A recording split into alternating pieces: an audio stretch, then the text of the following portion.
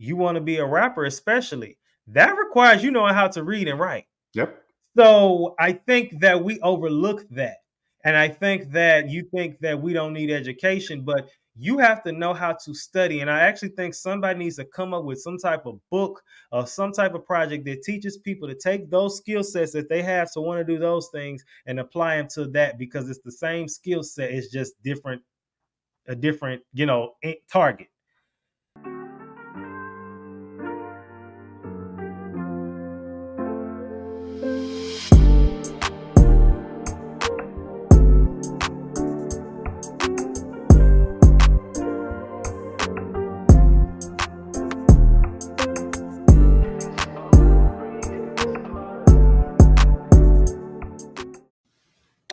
What's up, y'all? So, look, let me just go ahead and keep it short with you.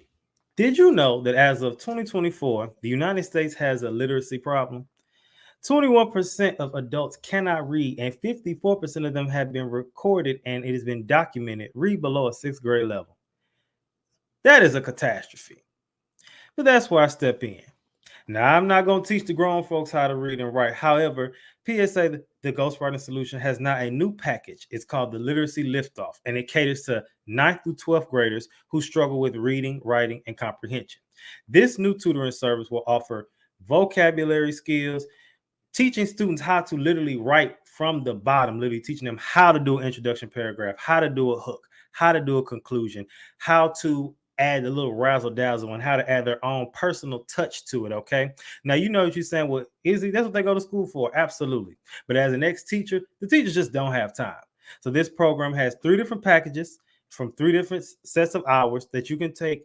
So if you're an AP, a principal, the student who needs help, the parent of the student, or you just know somebody who needs the help. If you're in the Houston area, you can get in-person tutorials. But if you are not in Houston, there are also virtual options offered as well. So hit me up at my email, theprodigyperspective@gmail.com, and or psathepodcast.com, and we will hook you up. Okay, everybody, what is going on? We are here today for another great episode of PSA, the Mental Health Podcast. So, first of all, I'm looking a little rough. So, I had a meeting and ran over. So, I'm just kind of catching up, but I'm still excited about today's episode because there's a lot that I want to unpack, and I might catch hell for it. I've really been saying it all season, but that was the goal this season, to go in catching hell. I heard something from an influencer friend of mine that says, if you want to, and this is not because it's kind of counterproductive to what I'm trying to preach today, but he was just saying, like, if you want to go viral, you got to say something everybody hates or everybody loves. So, but it kind of goes against what I'm preaching today. But we have a challenge that section, so you got to give me grace. All right, so let's get into today's meme. All right. The meme reads, Lord, free my people from the shackles of wanting to be rappers, YouTubers, and athletes. Inspiration first actually comes from y'all favorite person who y'all hate, Candace Owens on The Breakfast Club. So before, even with that, she had said she was going to be on The Breakfast Club. I commented and I called hell for defending her. And I'm going to get into that a little bit in the happy hour segment. But yeah, this ebook I got from a podcaster I know is another form of inspiration, and it's called Rich and Unemployed. And for any writers out there who are hesitant on writing an ebook, write an ebook. It's passive income, and it doesn't have to be that long. You know what I'm saying? It doesn't have to be no full 100-page book. It can be like 15 pages, quick and straight to the point. All right, but something useful and something resourceful. And also Luke 4:18-19, it says, the Spirit of the Lord is on me because he has anointed me to proclaim the good news to the poor. He sent me to proclaim freedom from the prisoners and recovery of sight from the blind, to set the oppressed free, to proclaim the year of the Lord's favor. All right. So now let's get into everybody's favorite happy hour. Now, let's talk about this. Let's talk about Candace Owens real quick. So she was on the Breakfast Club some weeks back, and I commented because one of my friends I went to college with, it was like, why does everybody hate this lady?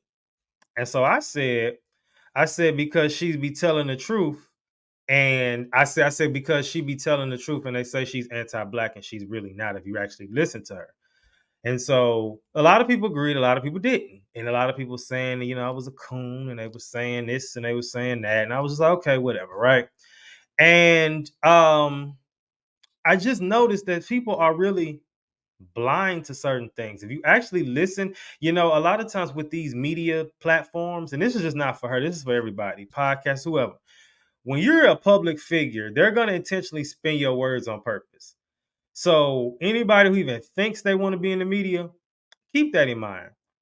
People will try to spin your words, they'll try to miss your words, they'll try to chop up what you said. And you just have to be okay with that. You just got to be okay with it. It is what it is, right? And you can't take everyone personal when you understand that these people are demonically engineered to misinterpret what you're saying. You'll feel a lot better. So that's my statement on that. And I'm not gonna go no deeper because I don't feel like it. Because we actually talked about her a little while back on another podcast episode, and I went more in depth there. This is kind of the follow up. Now, something else I want to talk about. I want to kind of go into the verse I used for today as inspiration and how it kind of goes into this. So the first part of it talks about the spirit is upon me. The spirit of the Lord is upon me and is anointed me to plan the good news and set the and freedom for the prisoners. So when I proclaim in this episode specifically, proclaiming the good news to free the prisoners, as you saw in the meme, it says, free my people from the shackles of wanting to be rappers, YouTubers, and athletes. Now, you're probably thinking, well, what if that's what they're called to do, right? I hear you. And a lot of people are. But guess what?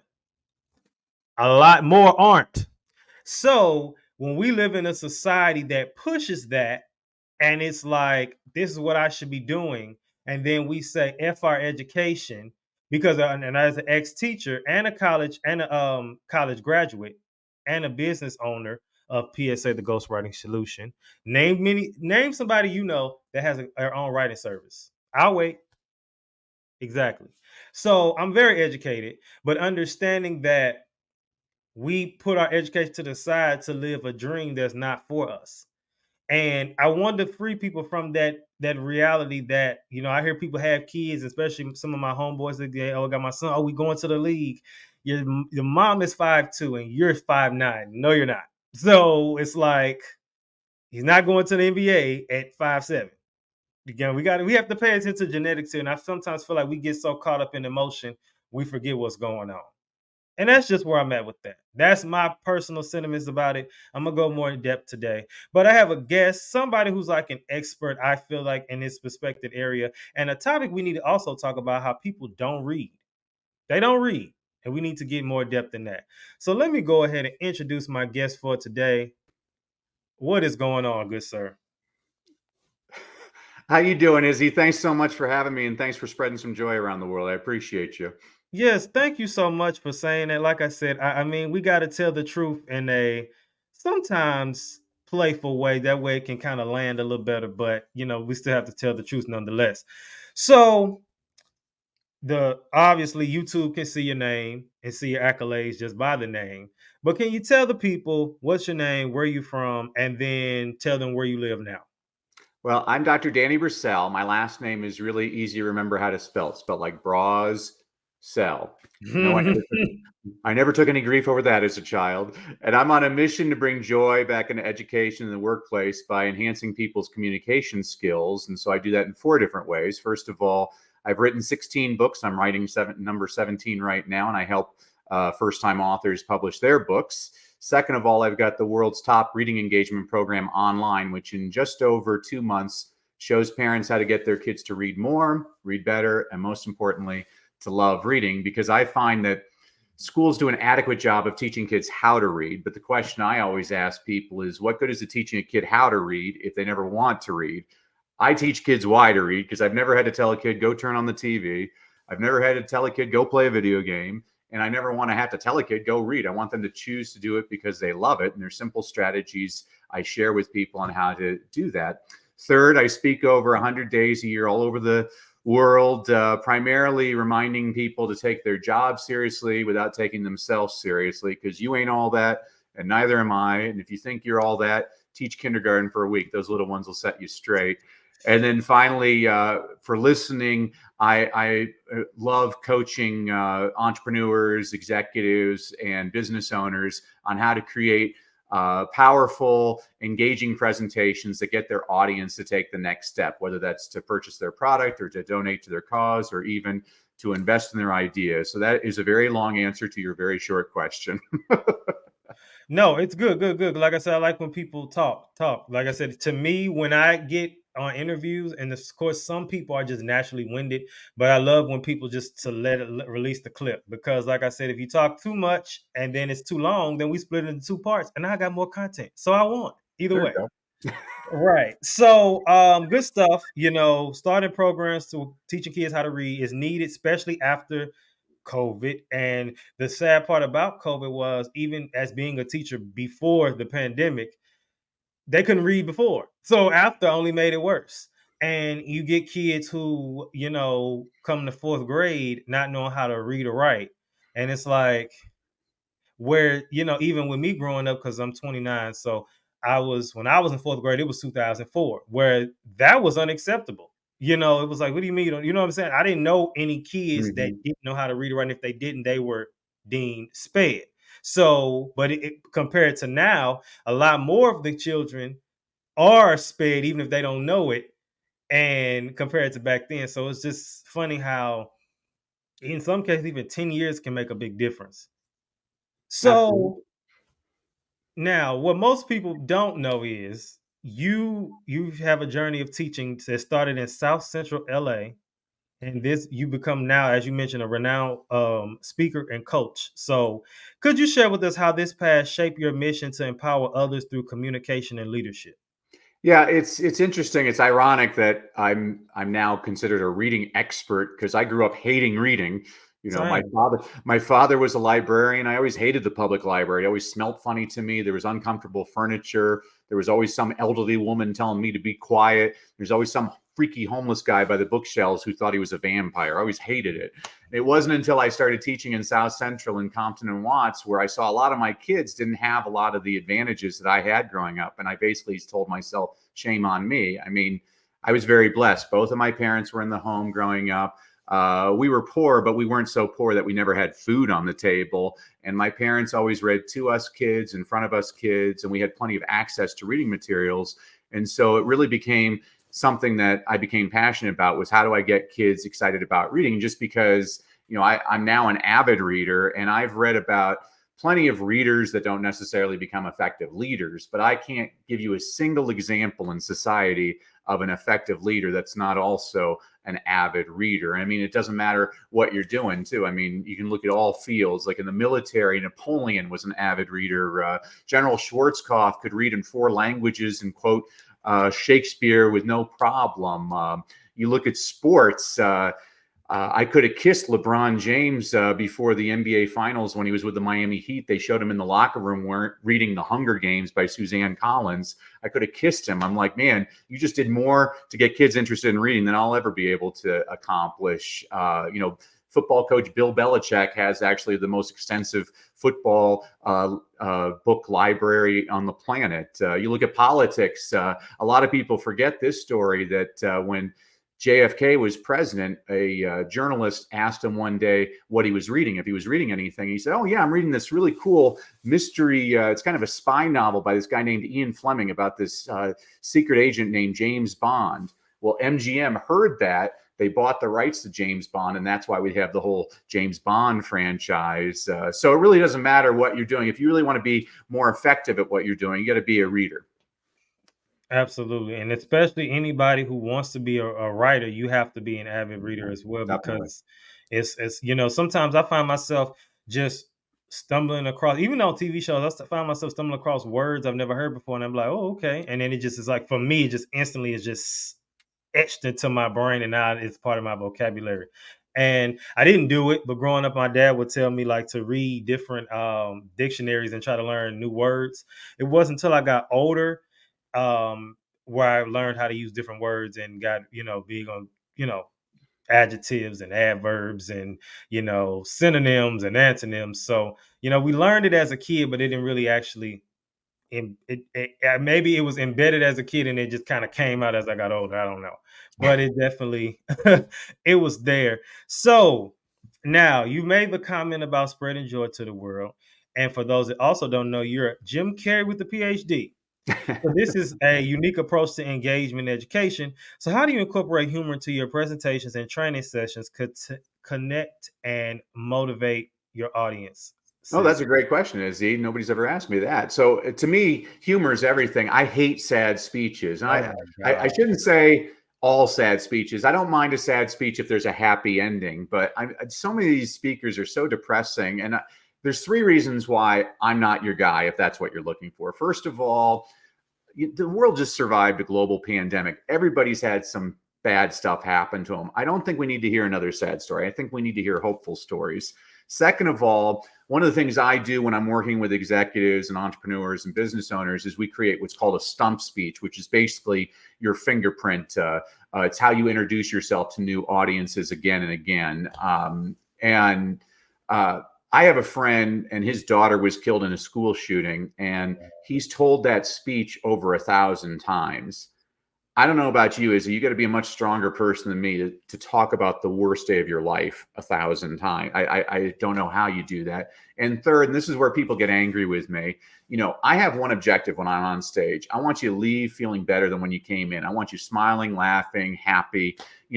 I can tell you the same joke again and again, and there's something admirable about my objective, which is to get you to smile. I believe that when you keep on telling that same sad story again and again, by the 20th time, those are crocodile tears. And now you're being manipulative. And I'm not saying it's not an effective sales technique, it is a tactic.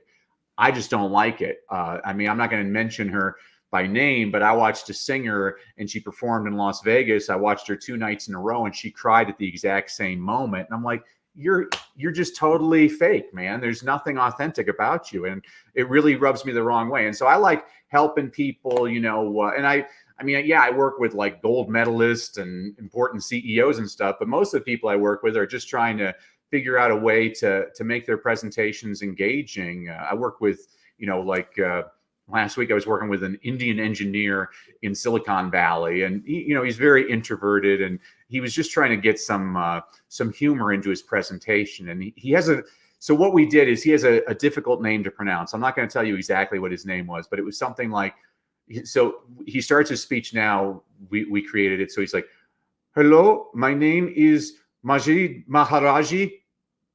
Deep pause. Gee, I sure hope I'm pronouncing that correctly. And I don't need people laughing out loud. I just need people smiling and realizing, oh, you're just like me. You can make fun of yourself. That's what I love about you is you can make fun of yourself. Like anybody can laugh at themselves. That's my friend. The people that take themselves so seriously, that's what I said earlier, like teach kindergarten for a week. When I was teaching kindergarten, one of my little ones, LaShonda, she raises her hand. She's like, Ms. Brassell, when are you going to trim your nose hair? I'm like, this afternoon. Thanks for bringing that to my attention, LaShonda. I ain't all that. And so I think we need a lot more laughter and a lot more joy. That's what I appreciate with what you're doing. We can talk about issues, but we don't have to be yelling and mean about it. We can smile and laugh about it. First of all, thank you for that. And like I said, and what you're doing with the world and the world is definitely needed. As I said, being an educator, and I said this on a podcast a while ago, and there are 4 or 5 teachers in each whatever section, right? And I'm a firm believer, you need the mean teacher. They come in, you sit down, you shut up, you do what I tell you to do. You need the one that's cool and funny. You need the balance. You need a little bit of everybody. And kids need that. Like I said, and there's a teacher who's that's good there, who they are, and that's great. That's just not me. I come in, I would tell the kids, because I didn't like little kids. I liked middle of school and up, because you can talk to them a little more, like yourself. And I would just kind of be like, look, we got to do this today. Just let's do this. We can get past it, and then we can be done. And when they hear from that angle, instead of, and like I said, some teachers, they want to, which it's different styles, and I'm not getting into that today, but it was more, I noticed more a better reception from that angle, because it's kind of like he don't want to do it either. And there's some things you do as a teacher you wanted to do, but there's certain things you didn't want to do. You had to do because the district required or your principal Yeah. said.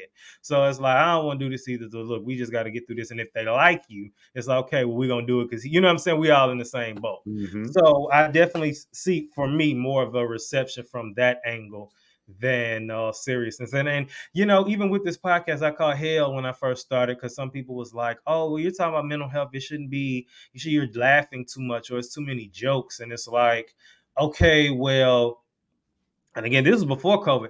And I was just like, okay, but I feel as though it's satire. Most people don't know what satire is.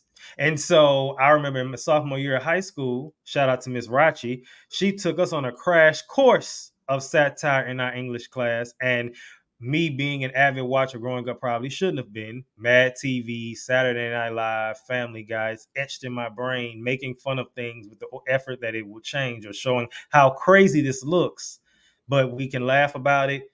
Okay, now let's try to fix it. You know what I mean? Mm-hmm. So I think that that's needed, and I don't see too many people doing it. So I'm like, clearly, I created a lane of my own. That's how I feel, and I feel that you're doing the same thing in education. Thank you. Okay. Yes, yes, yes. So now, before we get any further in the interview, because you're a wordsmith, I'm sure, so this will be easy for you. I have a few words, and I want you to tell me the first thing that comes to mind, and there's no right or wrong answer. You Oh, ready? dear. Okay. The first word is read. Essential. Leadership. Um, I was going to say essential. I have only one word in my mind right now. Leadership. All of us are leaders. Okay. And then educate. Educate is, now I have the word essential stuck in my head. Educate is my passion. Okay. So dictionary.com define all of these words. The first one is read, which look at and comprehend the meaning of written or printed matter by mentally interpreting the characters or symbols of which it is composed. Leadership, the act of leading a group of people or an organization. And educate, give intellectual, moral, and social instruction to someone, especially a child, typically at a school or university. But again, you all, education has transformed since the olden days where it was like you just got education at school. Because again, with my college degree and my ghostwriting service that caters to those, and I had different packages, but especially some of those in college, you know, you can learn in other ways. And, you know, I think that if the pandemic didn't teach anything else, it taught that. So now let's move into my next segment, which is, what does this have to do with mental health? Now, I want to kind of piggyback off something you mentioned, which I didn't plan on it, but I am now. When we talked about leadership, and you said everyone is a leader. I love that because everyone is, even if they don't realize it. Because even if you're leading people to say, "Hey guys," you have more influence than you realize. Hey guys, you know what are we about to eat as a group of friends? Let's do tacos. No one even thought about tacos, but the way you said it made them say, you know what? I wouldn't mind a taco. However, although that's more of a neutral stance, let's go into the negative aspect where it's like, hey guys, I don't like that person. Hmm. They go into details as to why they don't like that person. And now everyone doesn't like that person. And we see that in media all the time. You know, there are so many figures, public figures, who are out of nowhere hated. And you can't help but to wonder. And people say, oh, it's a conspiracy theory and this, that, and the third. But you know, when I'm a firm believer in, if everybody's saying the same thing, there's a reason why they're saying, I'm not going to say it's true, but there's a reason why that they're saying that. Again, critical thinker. That's just, maybe this is me. So when I think about that, I think about social media and I think about trolling. I think about people going out of their way to sabotage the view of someone based on their own whatever reason. Some people just want to take people down. Hmm. As an ex-educator now, for me, seeing it even in the school system, as far as with students, but also seeing it on the other side from the staff point of view. So, as a person who was once staff and being a person who was a teacher in South Central, have you experienced anything to that extent? Absolutely. It's one of the first strategies I share with beginning teachers. I say, stay away from the teacher's lounge. All you're going to hear is people grumbling all the time. It's the same. I was watching this horrible show on TV last week called The News, and it totally bummed me out. I always tell people, turn off the TV news and read a funny children's book. I can already tell you what's on the news tonight. The world is coming to an end, and whoever the president is doing a bad job. It's been the same negative news for 100 years. Read a funny children's book. You'll impress your friends. Yeah, I read a book cover to cover last night. Really? What was it about? It's about this little red hen. When I'm talking about leadership, I always say at a very minimum, you're leading yourself. How you conduct yourself all the time. It's really one of the biggest, this is what I love about your podcast, is there's a free exchange of ideas. What people need to understand in this country is we can disagree with one another without being disagreeable with one another. You don't have to yell and put people down to come to your point of view, because frankly, I don't see how that's ever going to be an effective way of getting a person to your point of view by insulting them. Right. And that's the thing, I love that whole stay away from the teacher's lounge. It's kind of like the old school logic that I was raised under, because my parents are from the generation. So my parents are 30 years older than me. So they had me, obviously at 30. And so they're 60 now. And they grew up in the area in the time where you didn't make friends at work. You went to work, that was it. Sometimes you may happen to make a friend, it just happens, but you don't go to work with the intent of making friends. And unfortunately, especially from experience, urban and schools, I can't speak on other professions, but I can speak on in education, because I worked in many different types of schools. And I noticed schools that were more in urban areas dealt more with how you say staff members that seemed to love drama. I'll say it that way. So, and I'm gonna leave it at that for right now. So now, with your extensive background in both speaking to diverse audiences and authoring books, including Leadership Begins with Motivation, what core message do you aim to impart about leadership and motivation that resonates across different cultures and professional backgrounds? Actually, that's a great question, Izzy. It's actually the reason I'm writing the book I'm writing right now. So the last book that I wrote, you just mentioned, it's called Leadership Begins with Motivation. So when I was teaching, I've taught all age levels from preschoolers all the way up to rocket scientists. And when I was teaching middle schoolers, I was the only teacher in the school that none of my students were ever tardy. And the reason was because I always started off class with a Paul Harvey story. You're too young to remember Paul Harvey. When I was a young one, he used to come on the radio every day at 12:15. He'd be like, I'm Paul Harvey, with the rest of the story. And the whole time you're trying to figure out who's he talking about or what's the company or whatever. And my students loved it. They always wanted to hear it. But some of the people he's talking about are like Sears and Roebuck. Well, kids nowadays, they have no idea what Sears and Roebuck were. So the reason I wrote Leadership Begins with Motivation is it's like an homage to Paul Harvey with updated stories. But if you'll allow me, I'll just read a quick one for you. This will be really quick. Is that all right, Izzy? That's fine. All right. So here's one to get the kids interested in reading. On the morning of January 17th, 1977, Gary Gilmore, in a plain t-shirt, strapped into a chair with a bag over his head, awaited a firing squad of 5 law enforcement officers to execute him at the state prison in Draper, Utah. Convicted of murdering a gas station employee and motel manager in Utah the year before, Gilmore would be the first person in the United States to be executed in nearly a decade. Shortly before his execution, prison officials asked Gilmore if he had any last words. Neither he nor anyone else that day would know the impact of those words. Over 10 years later, in 1988, Dan Wieden, an advertising executive who co-founded the Wieden and Kennedy Agency in Portland, Oregon, made something of a morbid pitch to a struggling fashion company. He recalled the inmate's final words and used a slight variation for his pitch, and seemingly everyone hated his idea for the company's new slogan. Trust me on this one, Wieden implored the company's co-founder. And the co-founder, his company, and the public have not looked back since. The co-founder's name was Phil Knight. The struggling brand he co-founded was a shoe company called Nike. And advertising executive Dan Wieden slightly altered death row inmate Gary Gilmore's final words, "Let's do it," into the phrase, "Just do it."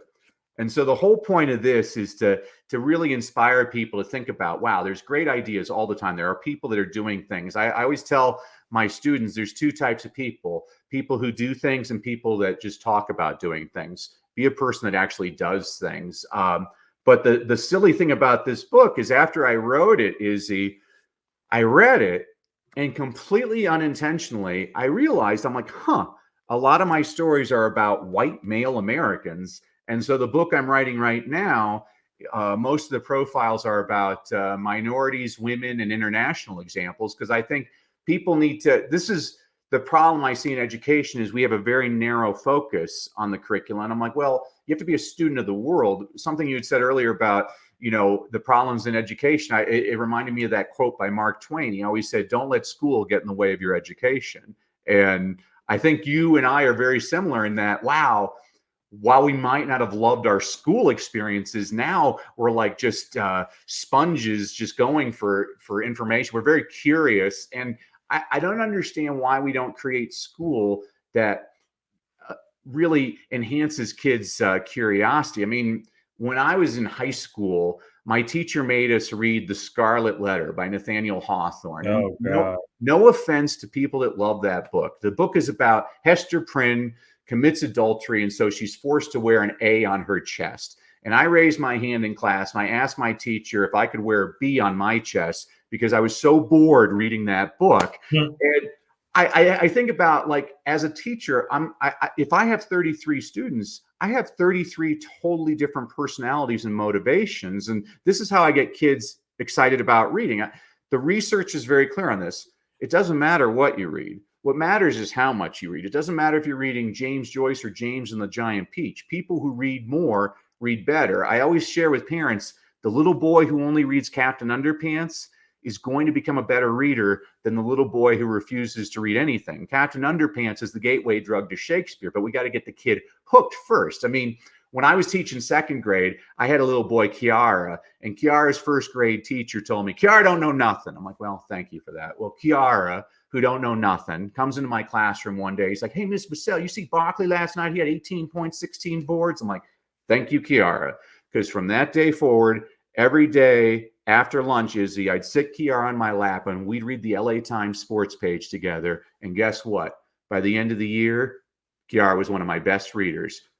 All he ever read about was sports, but we got him interested. And now he understands, wow, reading can be fun. And this is how this relates to mental health, is read something that lifts you up. Stop reading negative stuff. One of my favorite speakers, he's passed on, he's great, was Keith Harrell. He used to say, a lot of people say garbage in, garbage out. That's wrong. Garbage in, garbage stays. People tell you enough negative stuff, it starts sticking in there. But the opposite is also true. You start, I used to always tell my students, sometimes you need somebody else to believe in you before you believe in yourself. I believe in all of you. They only give me the best and the brightest. Now let's go and make this world a better place. You hear that enough, you start believing that. And this is what's important and do it with a smile, do it with a laugh. I learned that once. One of my kindergartners, Letitia, she looks at me and she's like, Mr. Brassell, are you happy? I'm like, yeah, I'm happy. And she's like, well, somebody forgot to tell your face. Like, okay, I'll start smiling more. The mouths, the legs. But even that joke, it sounded like something she read it somewhere. Couldn't guess how little kids are. They read it somewhere. Can't wait to use it. That's what Okay, so great segue because we talked about mental health. So now this is the mental health segment. So I have a few points. According to the American Psychological Association, the pursuit of fame and validation in careers with high public visibility can contribute to increased stress and anxiety. The pressures of public scrutiny and uncertainty of success in fields can exacerbate feelings of inadequacy and lead to mental health challenges. According to research published in the Journal of Adolescent Health, young adults often face significant mental health challenges when navigating the gap between their aspirations and their actual achievement. This gap can lead to feelings of disappointment and decreased self-esteem, particularly in fields like entertainment and sports, where success is highly visible but attainable for only a few. So as we talked about reading with kids, to jump into talking about the obsession with fame, the two actually are on the same path if you think about it. And the reason being is because even with the second grade you were talking about, right? He loves sports. So in his mind, especially as a kid, you think, oh, I should be playing the sport. Mm-hmm. And you may play it through high school, maybe even through college, but most people aren't going to make it to the professionals. And again, this is the knock for anybody who wants to go professional, who actually will go. because in the world we live in now, there's so much you can do around those passions that don't involve actually being directly involved. So in sports, right? You could be a sports attorney. You could be a sports commentator. You could start a sports podcast at this point in day and age and make millions and billions of dollars talking about something that you love. But those things require you to know how to read and know how to be an avid reader and know how to be a great and actually enjoy it. I looked at growing up eating vegetables, right? Because one thing, I'm a straight to the point person, and my mama will get so mad at me. She'll make like the vegetables, and I knew, some kids will just push the plate around, and I'll Mhm. just keep doing it, and it'll magically go away. I always had common sense, so I'm like, look, just eat it, it'll be over with, right? So I would try to eat it real, real fast. She'd be like, oh, I actually enjoy it. I'm like, no, why? Just it's done. Just you know what I'm saying? I've learned at an early age. Me and my mom clashed a lot because we had two extremes of the male mindset versus the female mindset, which they just don't, they just don't think the same. My logic was, they're going, why does it matter? And I think, and to say that, and even I still stand by that sentiment even now. But I think that we take that same thought process and apply it to reading, and we apply it to work, especially with students. Let me just hurry up and read this and it'll be over with. Well, you have questions to answer. So you need to actually know what you're reading. And the definition we read about read earlier talked about comprehension. And a lot Mhm. of people know how to read, but they can't comprehend. Back to fifth grade, we had a reading specialist who talked about when I was in fifth grade, about she had a student who could read the best that she probably had heard. She probably read on a high school level. And she would say, what was that about? I don't know. Yeah, that's right. So and I love that you said you sat him down and had him read sports, because that, what people fail to realize is that's triggering, and you hate to use the word trick, but in a sense, it's tricking him into comprehension, because he's learning to read something he doesn't like to do, but about something he's interested in. So now he's going to remember because it's something he actually likes. So it's the same concept. But we live in a world where it's just kind of like the popcorn world, just kind of, microwave, I'll say, just put it in and it'll come back out. And I think even with that, that's harmful, because as the meme reads, free my people from the shackles of wanting to be rappers, YouTubers, and athletes. Even with those situations, they think, oh, I'm just gonna push into my talent. And then, I don't have to worry about, I don't care about reading this book or doing this essay. I want to be a rapper. I want to be a YouTuber. I Mhm. play pranks on people. I want to play football. But guess what you still need to know how to do? Read. You Yeah. still need to know how to comprehend, because you would hate to get in these industries and get, sign your name on a dotted line, sign your name in blood, and now, you know what I'm saying, you done signed your soul over to this company, this brand, this industry, where now you can't do anything. And if you know anything about reading and writing, contracts are legally binding, so you can't break it without a penalty. Yeah, I love what you're saying, Izzy. I mean, I never discourage kids' dreams. So Right. when I taught, I used to teach eighth grade special education, which was not special education. It was 16 boys that nobody else wanted to teach. 8 African American, 8 Latino, and if their life wasn't miserable enough, they got stuck with the white dude as the teacher. And all the guys wanted to play in the NBA, and I always encouraged them. I said, "That's great.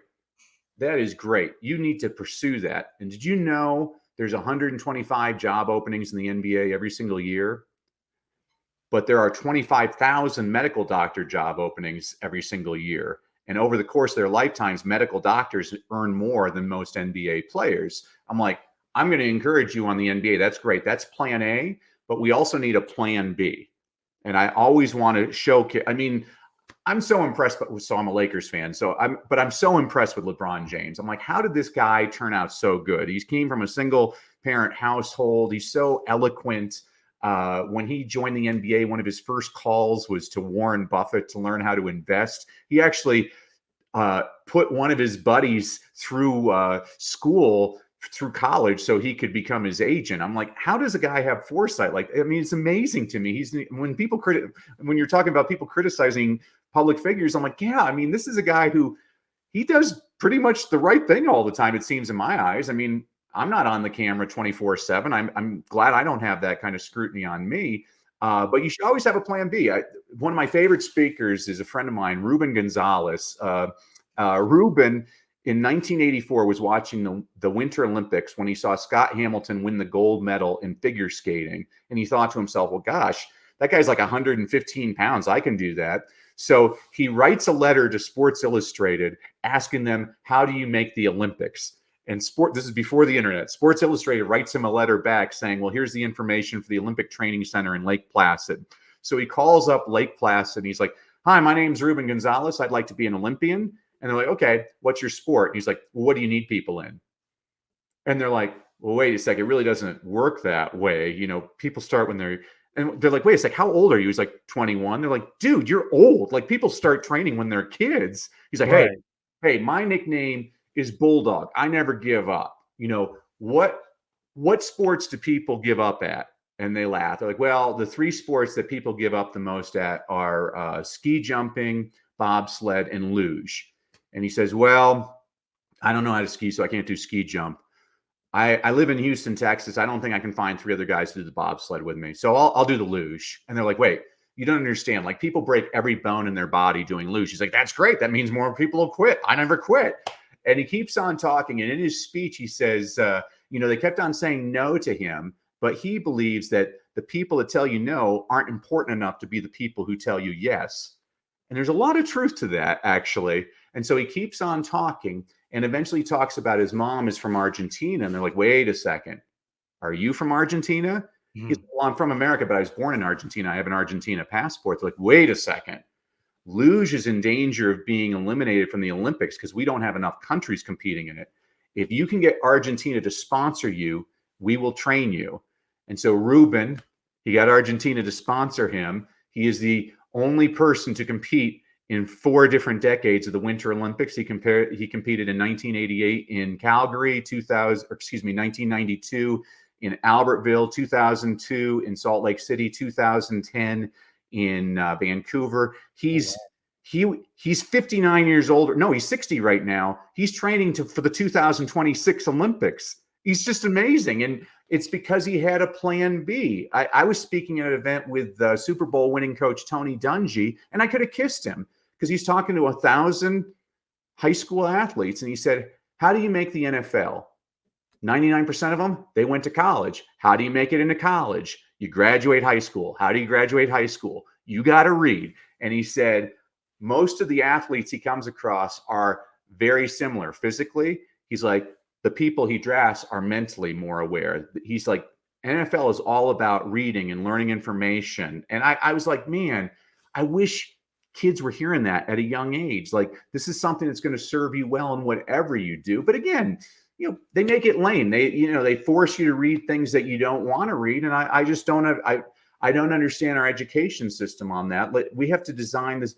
They've made it easy, but that doesn't necessarily serve the child. Every child is a little bit different. When I was being interviewed last week by a woman, and she asked me, well, what do you believe in, public schools or charter schools? And I said, yes. She's like, what do you mean? I'm like, some kids it's public school, some kids it's charter schools, some kids it's private school, some kids it's vocational school, some kids it's homeschool. My job is to figure out what turns this kid on and to develop the curriculum around the kid. I mean, it's harder, but it's more effective. I mean, I read biographies of famous people all the time, Izzy, and one of the things that strikes me is most of these people dropped out of school. I'm like, what are we doing wrong, man? We need to figure out ways to make school fun. Like, when I earned my Ph.D., I was so happy. My wife's like, why are you so happy? I'm like, because from now on, I get to pick the books. And that's what education should be, is pursuing whatever you're curious about. I'm sorry, I got on my soapbox. I get passionate about this. It's fine. It's fine. Like I said, it all ties in because, as you stated, about having an ulterior option. And I like to use the phrase with that plan. I actually did an episode over plan A's and plan B's, and I actually, my view on plan B's is that you should, because and I say this. Okay, so my views on plan B's is that you shouldn't have one, and let me explain why. Because you should be so dedicated that whatever you're doing is going to work, right? Yep. But I also believe in plan A and plan A, meaning that whatever you're going to do, this and this, they're both going to work. So I think that even if you may say, I want to go to the NBA, I'm going to be in the NBA. But see, your words, you weren't specific.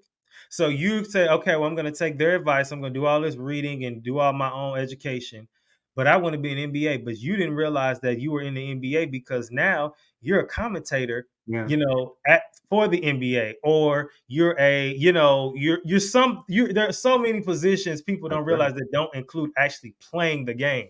So you still won because you're still there. So it's just kind of like, you know what I'm saying? So I think that it can kind of go both ways, but in a good way, if that makes sense. I like that. I agree with that. Modify it. Yeah. Right. So now the third one says, according to studies highlighted by the National Institutes of Health, the comparison culture fueled by social media platforms can impact mental health, leading to issues like social anxiety, depression, and disordered body image. And the fourth one says, according to British Journal of Psychology, resilience and a healthy self-concept are crucial for navigating the ups and downs of pursuing careers in the public eye. Developing these qualities can help with the mental health risks associated with the intense competition and public scrutiny of such careers. So now you already mentioned, so you had students that wanted to be athletes, and we know that. And when exactly did you stop officially like teaching? Oh, I stopped teaching the little ones years ago, but I still work directly one on one with teachers in their classrooms to help them give them some strategies on ways to engage the kids. So since it has advanced because back in the day it was musician, athlete. Now we live in a world where everyone wants to be a YouTuber and wants to prank people on YouTube or start a fake relationship. They do that and pretend we're a couple on Instagram and fake a breakup for like they do stuff like that. And I heard a YouTuber, Lamike, I think that's his name. He's from New Orleans and he made a comment which again ties in everything we were talking about because he's talked about how he was on an interview on the Danza Project, and he talked about how he talked about how he faked one of his relationships and his girlfriend, and he made a YouTube video that went viral talking about she's not my girlfriend, she's my cousin. And I say that because it sounds weird, but it's a nice segue to the point made where he said that every YouTuber, and I don't even think he realized the importance of this comment. He said every YouTuber, a lot of stuff is scripted to an extent. So when you hear scripted, you think of what word? Fake. Okay. You think of, acting, you think of reading, and you think of writing. Yeah. So when you come up with a script and it's scripted, you have to write some stuff together. So everything is not just reality as it seems. Hmm. Even, the new series of like reality shows, there are still writers on those shows. Now it's not fully reality like it used to be. So even with that in mind, you want to be a YouTuber, you want to be a rapper, especially. That requires you knowing how to read and write. Yep. So I think that we overlook that.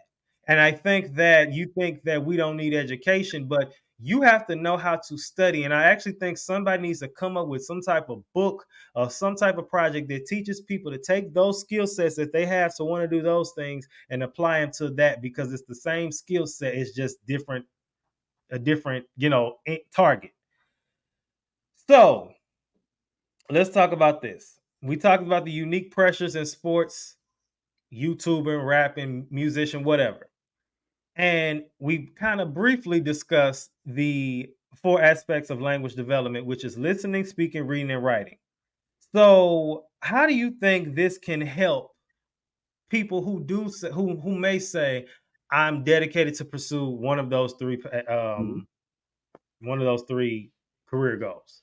Yeah, I mean, communication is key in our society. You have to be able to communicate to spread your message. I mean, when I'm working with uh, people that are trying to build up a speech, there's a structure to it, and we go through the structure. If you want to learn how to read, there's simple strategies that I show with parents. I mean, here's one of the most popular strategies I share with parents. My reading program, the two numbers that are very important are 67 and 20. So we'll start with 67. So a lot of people tell you it takes 21 days to change a habit. To those people, I say, show me the research. It's completely fabricated. I know exactly where the number comes from. It comes from a wonderful book written in 1960 by Dr. Maxwell Maltz called Psychocybernetics. Now, Dr. Maltz was a plastic surgeon, and in the preface of the book, he mentioned that he noticed that it took most of his patients about 21 days to get used to their new faces. Well, a lot of self-help gurus, personal development experts, actually a lot of people that I admired, starting telling people that it took 21 days to change a habit. And there's no research to support this. Well, in 2009, the University of London did a habit formation study, and they determined it took anywhere from 18 to 254 days to change a habit, and the average was 66 days. Now, I don't like the number 66, so I threw in a bonus day, 67 days to change a habit. Now, it depends on the type of habit you're trying to change. So, for example, if you, Izzy, decide you want to drink a glass of water before breakfast every day, that might take 18 days to form that habit. But if you want to quit smoking, that could take 254 days. And here's why this is important. Let's say you go on a diet, you follow it religiously for 21 days, but on day 22, you fall off the wagon. Well, you blame yourself. And that's wrong, because research is showing that it takes at least 3 times longer than that on average to form a habit. So the first number is 67. The second number is 20. So researchers were curious about what makes successful students successful. What are the common characteristics? And so they found something that just startled them. It was the number of minutes spent reading outside of school. They looked at the low kids, the average kids, and the high kids. So the low kids, your F students, the bottom of the class, 20th percentile, they average less than a minute a day reading outside of school. That didn't surprise anybody. That's probably why the kids are at the bottom of the class. But the next number did surprise the researchers. The kids in the middle of the class, the 70th percentile, C students, your average students, they average 9.6 minutes a day reading outside of school. And this is when I'm doing a live training with parents. The room gets really quiet and the first hand raises and a parent asks, wait a sec, are you saying if I can get my kid to read 10 minutes a day at home, I can take him from an F to a C? That's exactly what I'm saying. There's actually a lot of research to support this, but the next number really blew away the researchers. The kids in the 90th percentile, A-minus students, some of your top students, do they spend 3 hours a day reading outside of school? No. Do they spend an hour a day reading outside of school? No. The average was just over 20 minutes. The foundation of my program is over the next 2 months, we're going to show you how to find those 20 minutes each day. And there's 2 things that people have to understand. First of all, the minutes don't have to be consecutive. You can do 2 minutes here, 5 minutes there. And second of all, being read aloud to is just as good as reading on your own. You know, I work with a lot of dyslexics. People don't know this. Over half of the Fortune 500 CEOs are dyslexic. Dyslexia is a reading disability. All reading disabilities are curable. Dyslexia is far and away the most undiagnosed reading disability. And what people don't understand is dyslexics tend to process information better with their ears. And so I always say, then listen to Audible books. It'll work just as well. I mean, I tell parents, if it takes you 10 minutes each way to drive your kid to and from school, put in the Audible book and you just covered your 20 minutes just going to and from school. It doesn't have to be that difficult. Now, the most popular strategy I share with parents is President Bush Sr. over 30 years ago signed a very important law in the United States. It said every television set in America has to have closed captioning. So the first strategy I share with parents is turn on the closed captioning. And parents will say, well, wait a second. If the show is in English and the subtitles are in English, what good does that do? I'm like, well, that's a fair point, but let me make another point. Have you ever tried watching a show with subtitles and not looked at the subtitles? It's actually very difficult to do. Your brain is actually directed towards the text.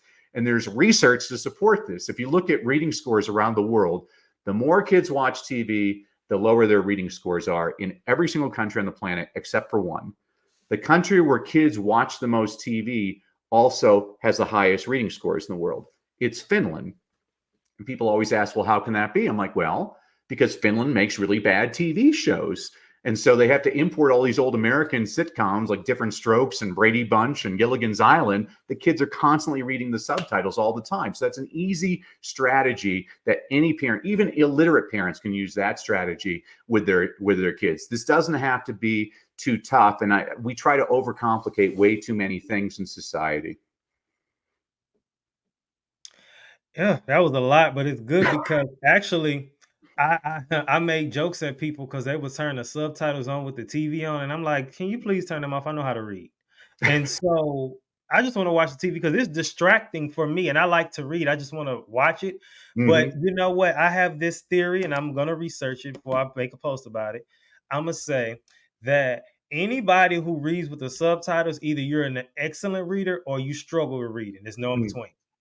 So because you just love to read and still, it's irritating. Turn it off. But I'm an excellent reader, so I know, but that's me. But I'm wondering now if some people who have to have the subtitles on, if they maybe struggle with reading or comprehending what was going on. I don't know. There's Yeah. something to research and think about. All right, y'all. So now let's move into the next segment, which is I challenge that. And in this segment, we kind of challenge some things with the purpose of just making it to where both sides of the ball are seen. So now let's be real here. Obviously, we can look at you and tell, you are a white man who worked in South Central LA, which we all know what you described is considered the hood. So let's be honest.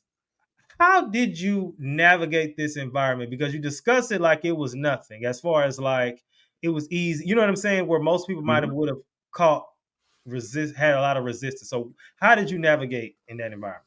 Oh, it was so rewarding as I was the only man at my school. I was the only white person at my school. I taught with predominantly elderly African American women from the South who all had been teaching for at least 20 years.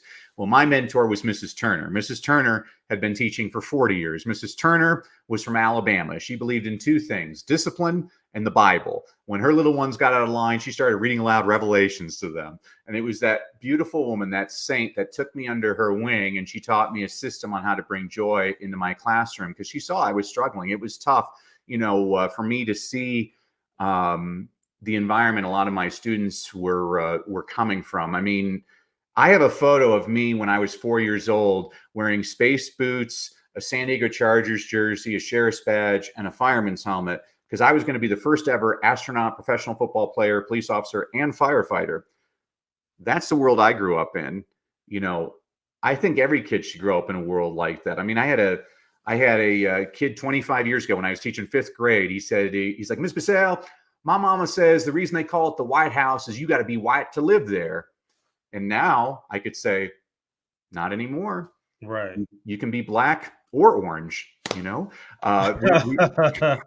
But when people ask me about teaching in the inner city, I actually became kind of racist towards white kids because I just thought, man, they're so freaking spoiled, man. Like I got kids that have real adversity that they're dealing with all the time. I mean, I had Hispanic students that they were 6 years old and they were the only they were the only person in their house that spoke English, and they'd have to go with mom and dad to the phone company to translate. I was like, man, that's a lot to put on a 6-year-old. I had. I won't go into some of this. There was a lot of negativity. And so it was really important to me to really just show kids.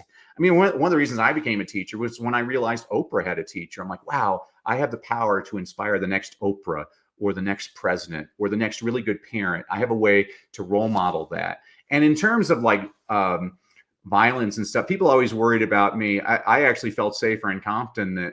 I kind of have a theory that people don't mess with you when you're a different race. Like it's kind of like it kind of drives me crazy because in Los Angeles, whenever there's like a code red in like an affluent district, it's on the news. I'm like, man, we had code reds and code yellows every single week in my school. Right. And I thought about the movie Dances with Wolves. There's this great scene where Kevin Costner, he shows up where all the Native Americans live. And so the Native Americans, they're all angry. So they have this powwow in a teepee. And the young Native American, he's like, I say we kill the white man and be rid of him. And the old elder's like, oh, no, no, no, no. Never kill a white guy because many more come. And I'm like, you know what? There's so much truth to that. When people ask me where I feel I'm in danger, I'll tell you exactly where. When I'm around poor white trash, they'll kill me with no problem. But believe me, I've never really had any problems in communities that are a different race from me. And the one thing I think is important about race is, and even gender, is like yesterday I was on a podcast in Nigeria and I was inspiring all these kids, and it's great coming from me, but think about how much more powerful it is coming from you, Izzy, when a little African American boy is looking, or African boy is looking at you saying, wow, he did it. Maybe I can do it. Now, I'm not saying race and gender is everything, but it is a thing.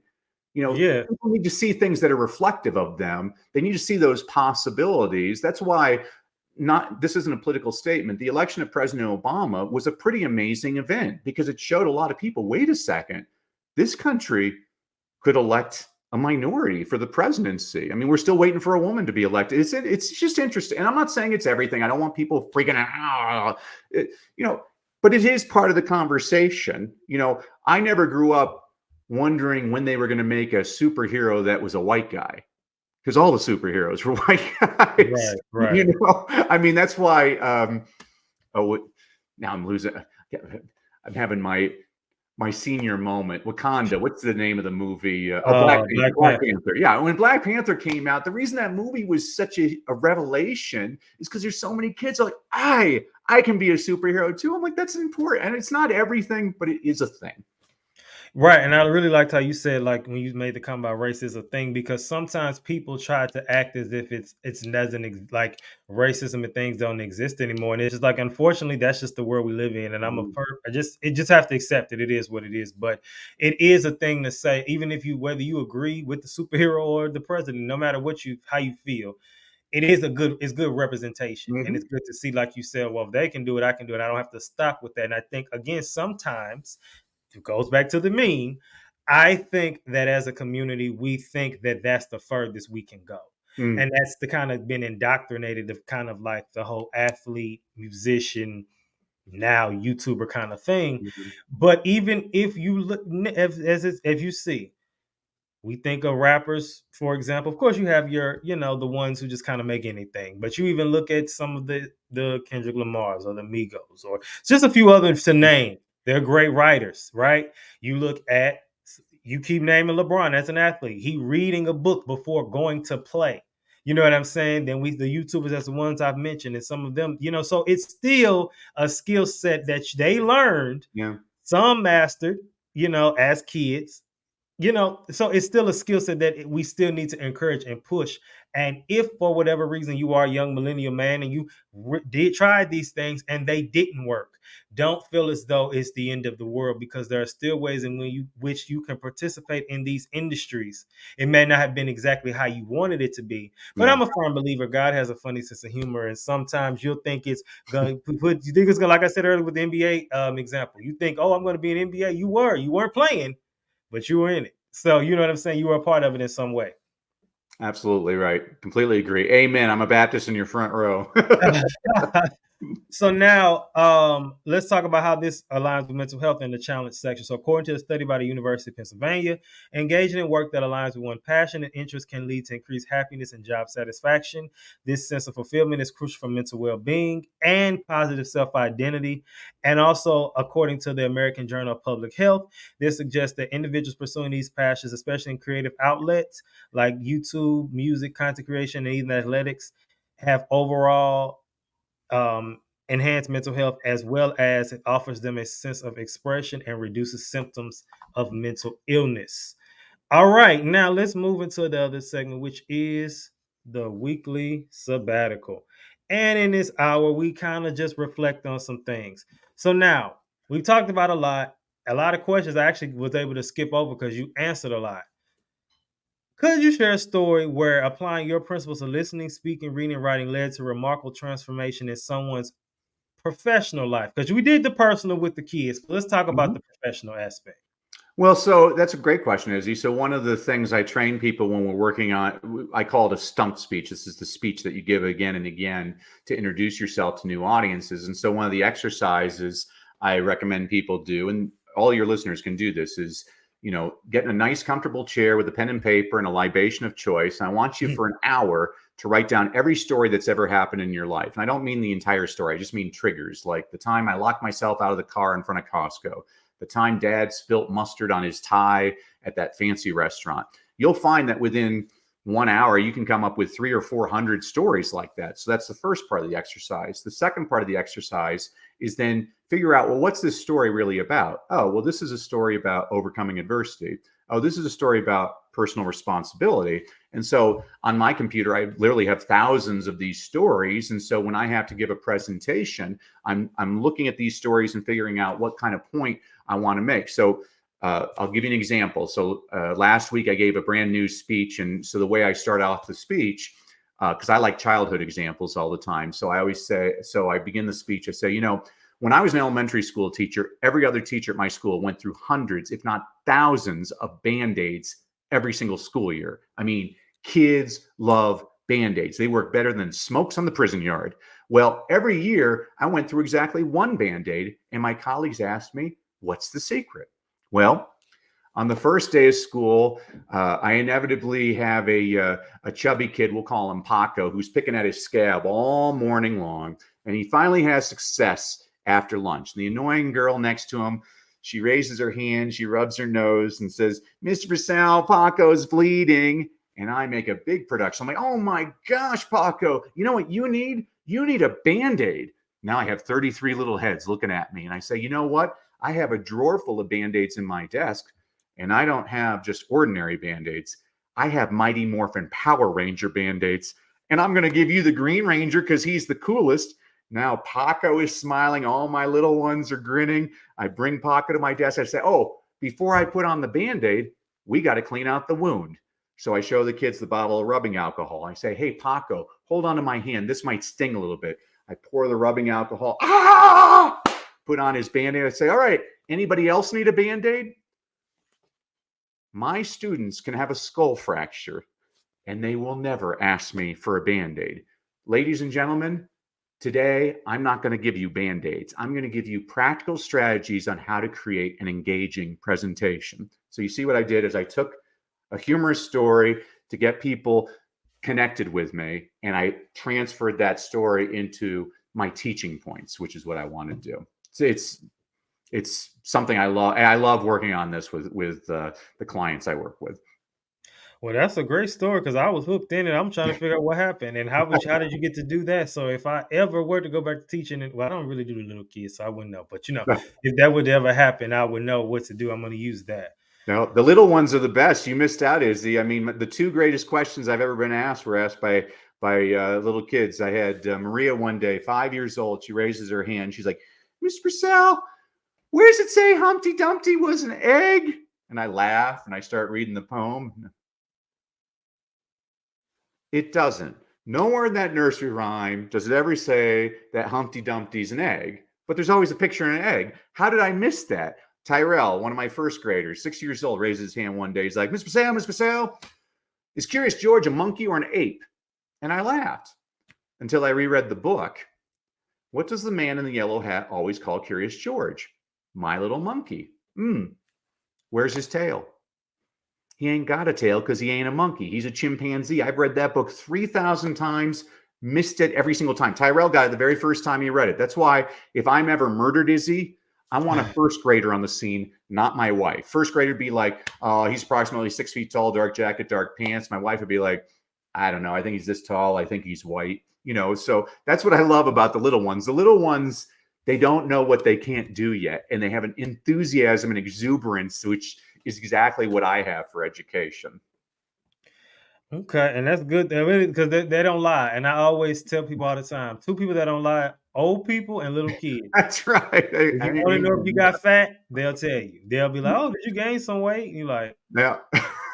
there it is. I knew I wasn't crazy. All right, so good stuff. So like I said, our listeners are always looking for practical advice. And what immediate steps would you be able to suggest to anybody who's just looking to improve their improve their communication skills, irrespective of their profession or life stage? Well, you and I discussed it. I mean, I believe reading is everything, which is ironic. I hated it as a kid, but now I'm just constantly curious, and I think that's the way you get ahead in anything. Everything else that I developed, whether it was the books I wrote or the speeches I deliver or the coaching I give to clients, it's all based on reading. Okay, good stuff. Now, for those of us who may say, reading is the foundation for everything, and if nothing else, even if again, of course, I had the mean to be a little controversial to piss people off. Although I actually next week I'm gonna do an episode. This is a surprise. This will be the first solo episode of this season, and it's gonna be about fame, and I'm gonna break that down. But I want to just this to be a thing where even if that is your passion, because I'm not knocking anybody's passion, I just want you to still not forget that you can't just skip steps and still have to know the basics. And if you don't know the basics, you're not going to succeed in anything.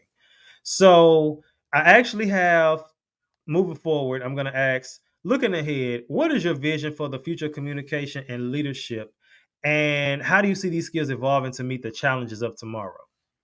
That's a great question, Izzy. I mean, again, since I'm working with so many people on their presentation skills, I mean, this is power. Communication is power, and what you and I are doing right now. And there's two ways you get better at speaking. I mean, first of all, you got to watch lots of speakers. I mean, I watch at least 10 speakers a day. I watch politicians. I watch televangelists. I watch comedians. I watch them in front of big groups, in front of small groups, in front of international audiences, in front of women. Here's a ninja strategy I share with people is I watch a lot of award shows, because when the person wins the Academy Award, they only have 45 seconds to connect with their audience. Now, most people waste their time. They say, I want to thank God and the Academy. It's stupid, but every now and then a person gets up there and captivates the audience. So a couple of years ago, there was a guy, I think his name was Joe Walker. He was a British guy who won for best film editing. Now, this is an audience of important people, actors, and so they don't really care who won for film editing. Well, Joe Walker gets up there and he says, a lot of people don't know this, but when phrased properly, the term Academy Award nominee can be used as an insult.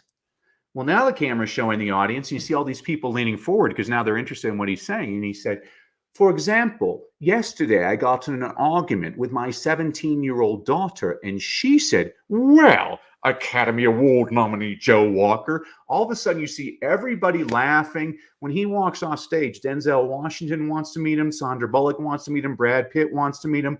Time magazine said it was one of the highlights of the awards. That's the power of communication. He was able to connect with an audience in 30 seconds. The second way to become a better speaker is, one of my mentors was a guy by the name of Jim Rohn. And Jim used to say, you can't pay other people to do your push-ups. Translation, you got to do the work. Now, I know the first time you did this podcast, Izzy, it probably stunk. And the second time you did this podcast, it probably stunk, but it stunk a little bit less than the first time. And now you're an old hat and you're a pro. And hey, I'm just going to give you some encouragement here. Don't waste any time on the haters. Critics don't ever do anything. Don't play defense. Life's too short to play defense. You put yourself out there. Some people love it. Some people hate it. That's fine. People are different. That's great. Move on. You're doing something that most people don't do. You're doing something. Most people love to talk, but they don't do anything. It was Nolan Bushnell, the founder of Atari and Steve Jobs' mentor, who said everybody has an idea in the shower.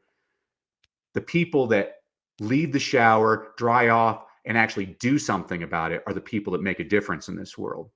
So those are my words of wisdom for you. Definitely, and I appreciate it. And like I said, and as we end off, I think that most people, like I said, and as we'll go more in depth next week with about fame, well, I will about fame. But I think that it's just I think people are so limited, and we're reading, and you hate to be so cliche, but the sky really is the limit, and you just don't know what you're doing when you're reading and you're learning. And this is coming from a person who's been a ghostwriter for with my business that started off as doing homework for people, to now turning into packages for speakers, and helping people build their redo their applications for their jobs, because we all know those applications these days, they ask ACT questions, and coming up with curriculums. And this is a person who hated school. Now I went and did it because you had to, and it was like, you got to get good grades because you're supposed to. This is somebody that hated school and hated reading, so didn't realize I was gonna have an English degree. You know what I'm saying? And then doing all this. So it's just you just never know, and it's just you just have to be prepared for whatever. And that's why it's best to learn so many different skills. Not saying that what your passion won't work, but it's just good to just have a lot of skills, because why not? You know. And I So like what you said earlier, Izzy. I think God is just laughing because God knows the ending, and right. you're on a tremendous journey. Definitely, definitely. All right, so now let's end off with the question, a challenge for the audience. What is your view on reading now? I challenge you to read at least 10 pages of a book daily. Um, that could be the Bible if you want. That could be a magazine. Even if it's digital, I would suggest you just have it in person just because. But I mean, we live in a digital age. So if you just wanted to read it online, that's fine. It's still reading. I mean, I don't want to suggest this because it is trash. But if you are obsessed with the news and media and gossipy things, at least read it. Versus letting it talk to you, still trash, but at least you use like one skill versus one positive, one negative at the same time. And if you got to do it, all right. A lot of information covered. Anything else you want to add before we go today? Well, just as a thank you to you and your audience, Izzy, I wanted to give everybody a couple of freebies. So if you go to freegiftfromdanny.com, again, freegiftfromdanny.com, I'm going to give everybody a complimentary e-copy of my book, Read, Lead, and Succeed. This is a book I wrote for an elementary school principal who is trying to keep his faculty and staff positively engaged. So I said, okay, I'll write you a book. So every week I give you a concept, an inspirational quote, an inspirational story, a book recommendation on a book you should read, but you're probably too lazy because you're an adult. So I also give you a children's picture book recommendation, demonstrates the same concept. You can read that in 5 minutes.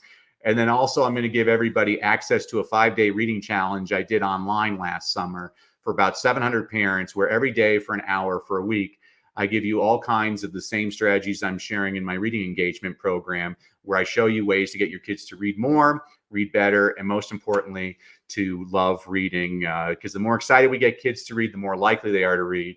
And the more you read, the better you get. That's that freegiftfromdanny.com. And I just want to really thank you, Izzy, for all that you do. You inspire me, and you keep on inspiring everybody else out in the world. Thank you, sir, so much. So, yes, free gift from Danny.com. And of course, we'll put that at the bottom so people can read that. And of course, in the bio so that they can get that. And that's pretty much it. So, thank you again for coming through and being flexible with me, y'all. Some behind the scenes stuff has been going on with me, but we got this done. Thank God. Like I said, next week I'm going more in depth in fame. And I think that it was briefly discussed in this episode, but I want to do more of a deep dive onto that topic because I just feel as though that's the core issue. I think that we cover one of the issues, which is, people feeling limited, and most kids are taught like, this is what I can do because that's all I see, but I think we live in a society where people are able to see people that look like them in multiple different industries.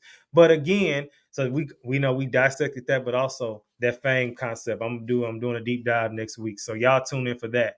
All right, y'all. That is all for today. PSA signing out. Always remember, keep your head up like your neck hurt. Remember who you are. Make your mind up. Don't let it make you. And remember, I love us for real.